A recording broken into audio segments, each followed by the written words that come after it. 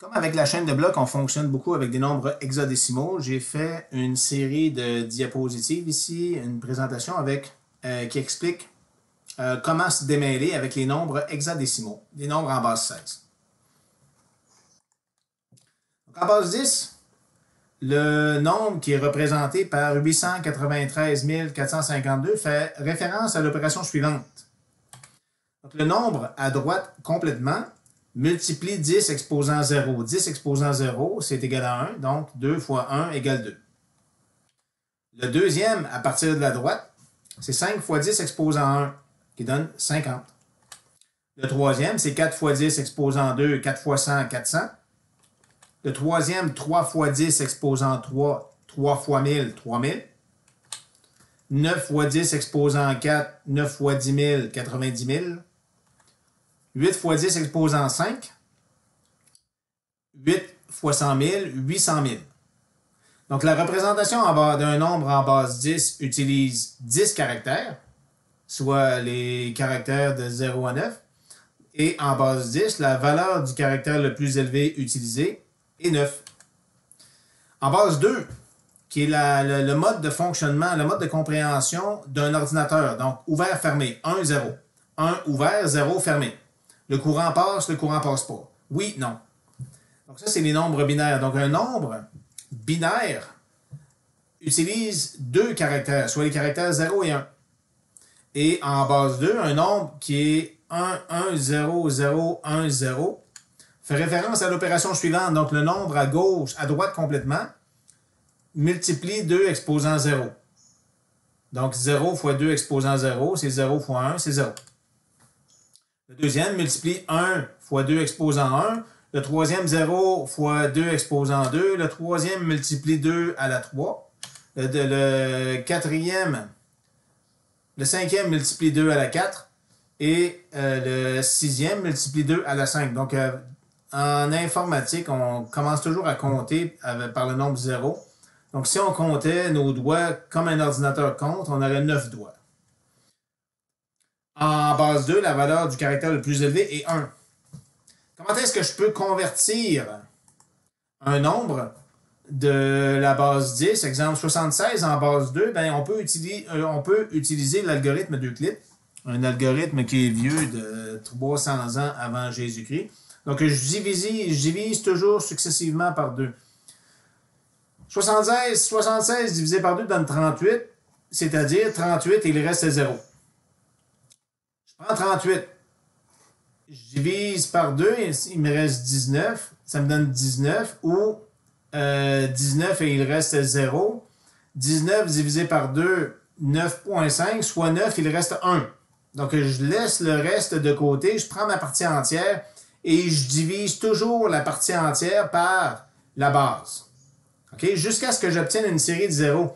À la fin complètement, j'obtiens 1 divisé par 2 égale à 0,5, soit 0, il reste 1. Ma partie entière, c'est 0. Je peux diviser 0 par 2 à l'infini, ça va toujours me donner 0. Donc ici, je prends ma partie entière, 38, je la descends, 19, je la descends, 9, je la descends, et à droite complètement, ici, je garde toujours les restes. Le premier reste que je conserve, c'est ce que je multiplie par 2 à la 0. Le deuxième, c'est ce que je multiplie par 2 à la 1. Le troisième, 2 à la 2. Le quatrième, 2 à la 3, et ainsi de suite. Parce qu'à la fin, complètement, quand j'obtiens une série de 0, c'est 0 fois 2 exposant 7, 2 exposant 8. Et je peux monter à l'infini, je multiplie par 0, il n'y a pas de problème. Je prends mes restants complètement, je les fais tomber à droite, et ça me donne mon nombre en base 2. Donc, c'est de cette façon-là que je peux convertir le chiffre décimal 76 en sa représentation en base 2. Comment est-ce que je fais pour convertir un nombre de la base 10 à la base 16? Je vais faire la même chose. Okay? Donc, ici, quand j'ai un nombre en base 16, je dois utiliser 16 caractères, donc j'ai besoin des lettres A, B, C, D, E, F afin de représenter 10, 11, 12, 13, 14, 15 avec un seul caractère. Parce que si je représentais 15 par 15, je ne saurais pas trop à l'intérieur de mon nombre si le 15 c'est 1 et 5 ou 15 fois 16 exposant quelque chose. Donc, j'ai besoin des lettres A, B, C, D, E, F. Comme par exemple, le nombre hexadécimal 4, 5, A, 8, F fait référence à F fois 16 exposant 0.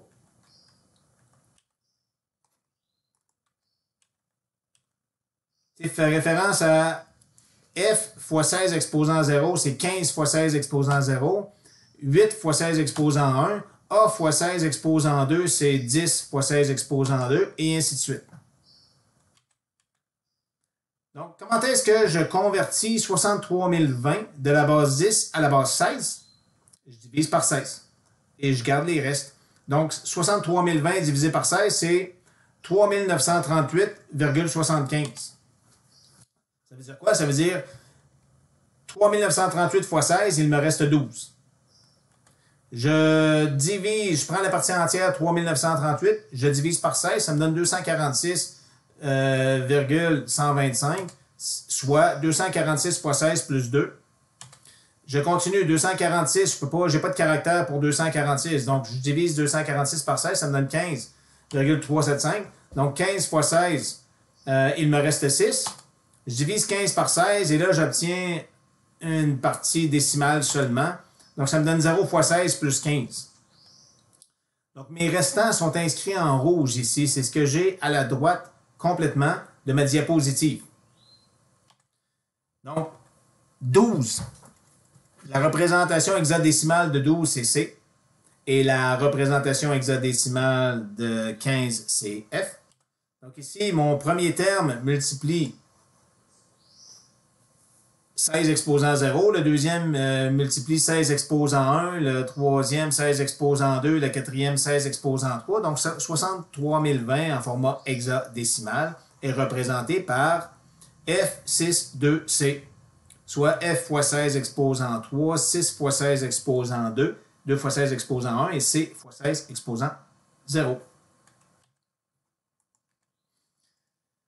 Comment est-ce que on peut convertir un nombre binaire de la base 2 à la base 16? Parce que l'ordinateur, lui, lorsqu'on entre des caractères et qu'il essaie de comprendre ce qu'on a écrit, l'ordinateur, lui, va convertir la valeur du caractère en son format binaire.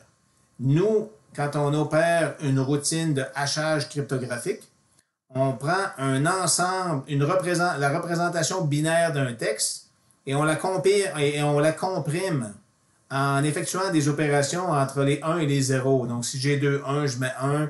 Si j'ai 1 et 0, je mets 0. Ou chaque fois que j'ai un 1 et un 0, je mets un 1, alors que quand j'ai 2, 1 ou 2, 0, je mets un 0.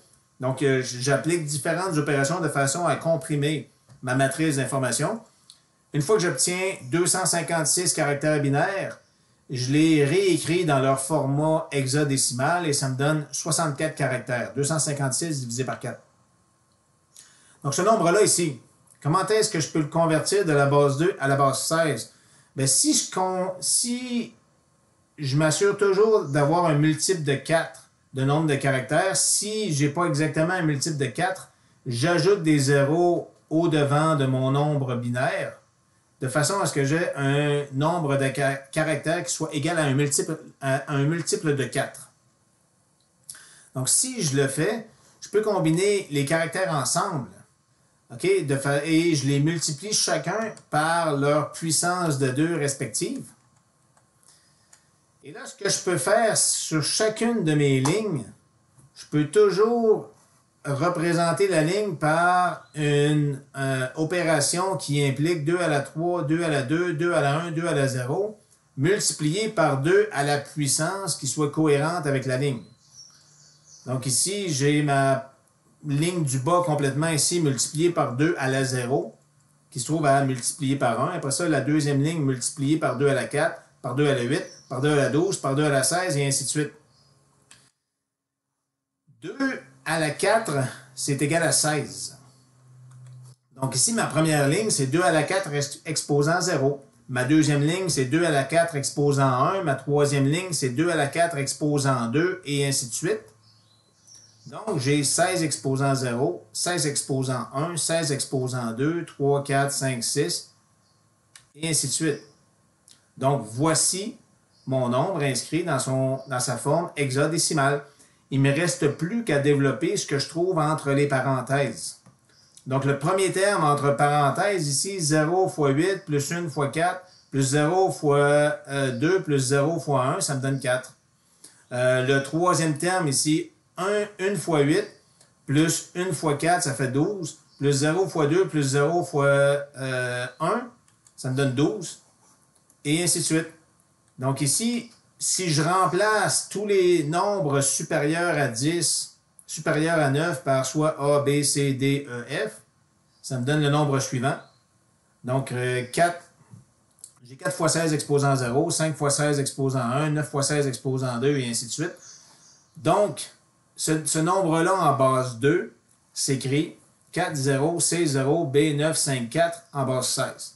Donc, je prends le nombre de caractères que j'avais ici, je le divise par 4 et ça me donne le nombre de caractères que j'ai besoin pour représenter cette valeur-là dans son format hexadécimal.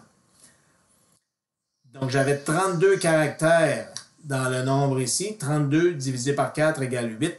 Donc, je termine avec 8 caractères. De façon plus simple, j'avais qu'à séparer tous mes caractères de mon nombre binaire en groupes de 4, de trouver la valeur de chacun de ces nombres binaires-là, et ça me donnait directement mon nombre en format hexadécimal. Donc, les premiers 4, 4. Les premiers 4, le deuxième groupe de 4, 0. Le troisième groupe de 4, 10. C'est 8 plus 4, 12. 12 égale C. Le troisième, 0. Le quatrième, 11. 11 égale B. Et ainsi de suite. C'est tout ce que j'avais à faire. Donc, de façon plus précise, quand j'ai un groupe de 4 caractères en format binaire, ça me donne exactement un caractère en bas en format hexadécimal. Un groupe, justement, de 4 caractères, ici, quand j'ai 8 caractères binaires, 8 caractères binaires, ça me donne un octet. Un octet, c'est justement ce qu'on appelle un byte. En anglais, B-Y-T-E. Donc, la représentation de 0,1 à un seul caractère, c'est un bit, B-I-T. Un byte, c'est 8 bits. 8 bits, 8 bits, 1 byte, 1 octet, 2 caractères hexadécimaux.